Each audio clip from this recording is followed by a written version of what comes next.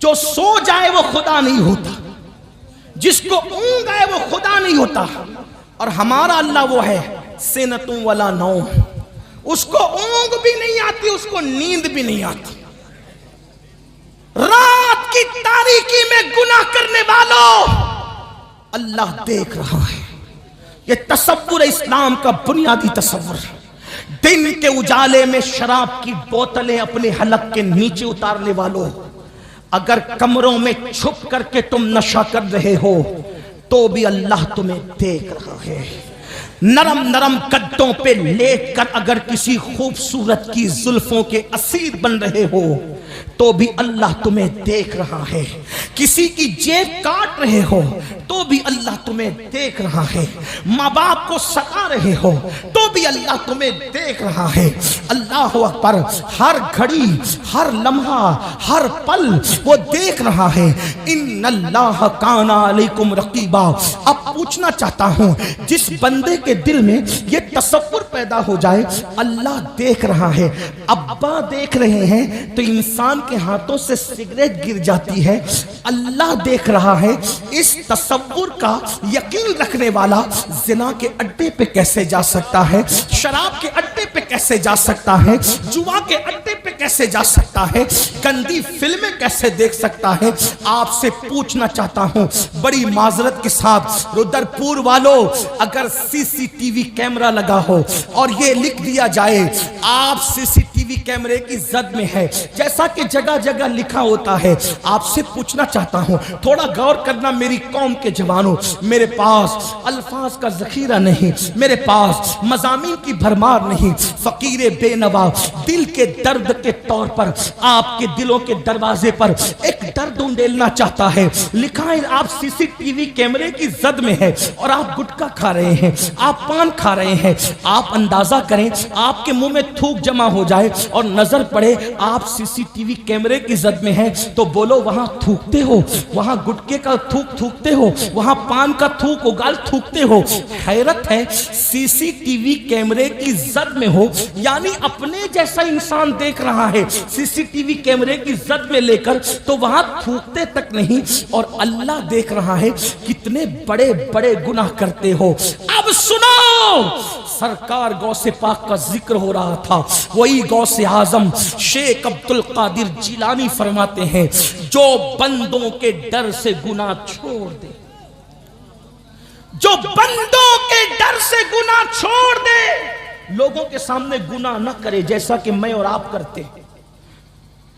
Chairman صاحب دیکھ رہے ہیں نگاہیں نیچی، علامہ غفران صاحب دیکھ رہے ہیں کسی کی جیب کے ہاتھ نہیں، علامہ زاہد دیکھ رہے ہیں، میاں دیکھ رہے ہیں، کھڑے ہو کے پانی بھی نہیں پیئیں گے کیونکہ یہ سب دیکھ رہے. بندے دیکھ رہے ہیں کھڑے ہو کے پانی بھی نہیں پینا، اور اللہ دیکھ رہا ہے، اللہ دیکھ رہا ہے رشوت کھا رہے ہو، اللہ دیکھ رہا ہے سود کھا رہے ہو، اللہ دیکھ رہے ہیں چپل اور سبزی بیچنے کے لیے اللہ کی جھوٹی قسمیں کھا رہے ہو. لوگ کہتے ہیں مسلمان ذلیل کیوں ہو رہا ہے؟ میں نے کہا جو قوم اللہ کی قدر نہ کرے اس قوم کی کیا قدر ہوگی. وما قدر اللہ حق قدرہ، تم نے اپنے اللہ کی ایسی قدر نہیں کی جیسا کہ قدر کرنی چاہیے تھی. سی سی ٹی وی کیمرے کی زد میں ہو، تھوکتے نہیں، اللہ دیکھ رہا ہے.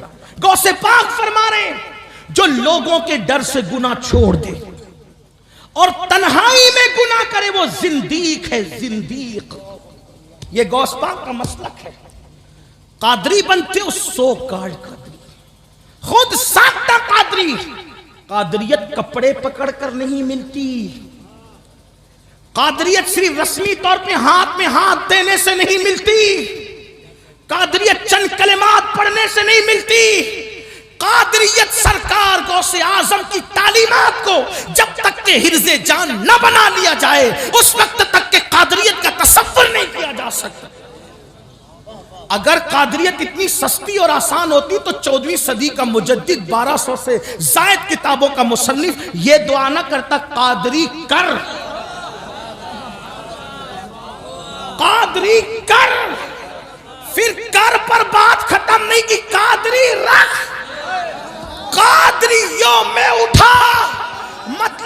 قادریت جنت کی ضمانت ہے، اسی لیے تو قادریت پر اٹھنے کی دعا کی جا رہی ہے۔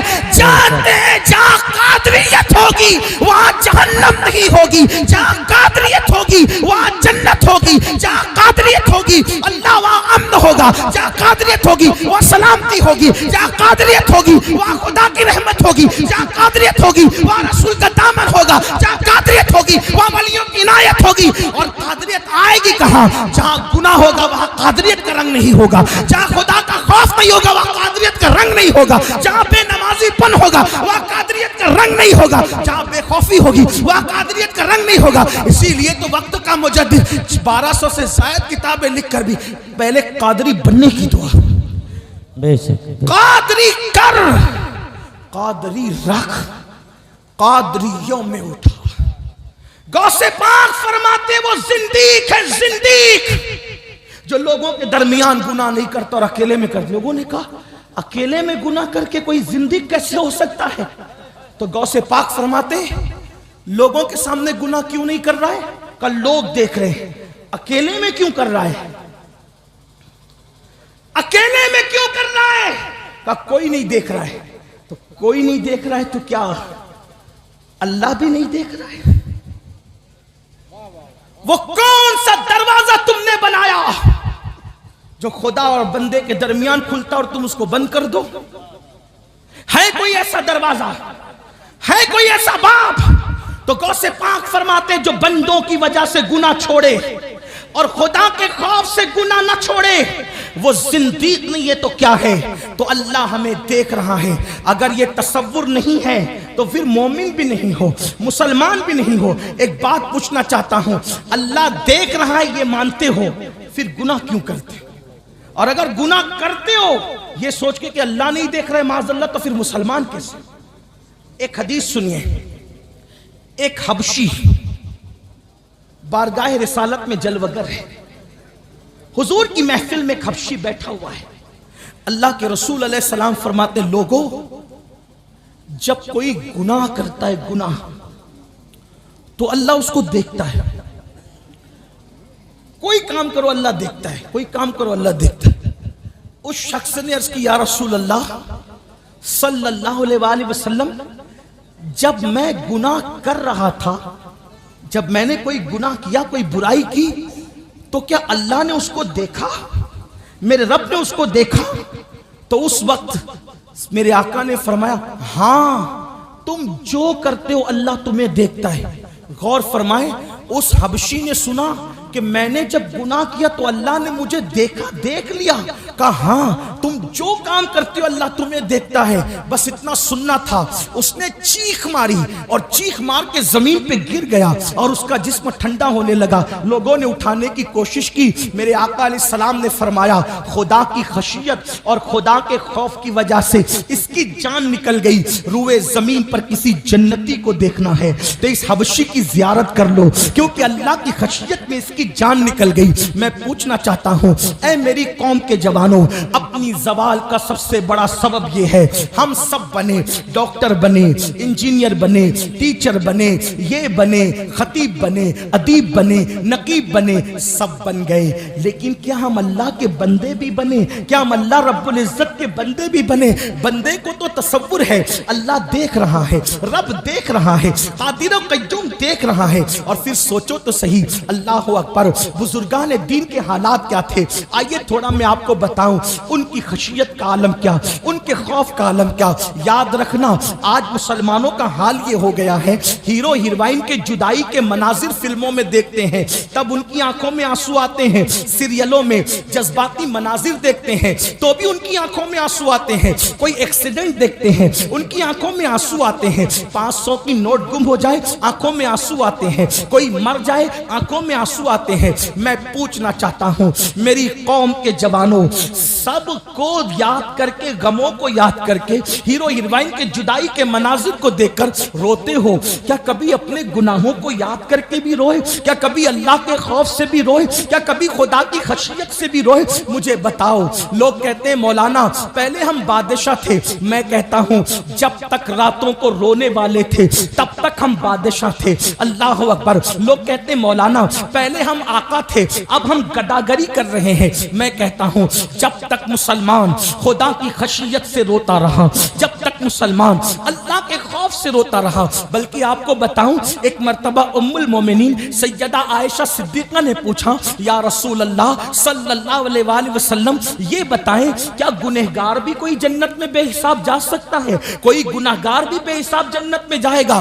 آقا فرماتے ہیں ہاں عائشہ, کچھ گنہگار ایسے ہیں جن کو اللہ بے حساب جنت عطا فرمائے گا. تو ام المومنین نے پوچھا آقا کچھ گنہگاروں کو بے حساب بھی جنت ملے گی, وہ کون ہے؟ تو میرے آقا فرماتے ہیں جو دنیا میں تنہائی میں اپنے گناہوں کو یاد کر کر کے اللہ کے خوف سے روتے ہوں گے, ایسے لوگوں کو اللہ جنت میں بے حساب داخل فرمائے گا. اللہ اکبر. میرے آقا صادق و مصدوق مصطفیٰ کریم صلی اللہ علیہ وآلہ وسلم غیب دا نبی فرماتے ہیں کوئی اللہ کے خوف سے روئے اور مکھی کے سر کے برابر اس کی آنکھ سے آنسو نکل آئے, اللہ اس کے چہرے پر جہنم کی آگ کو حرام کر دیتا.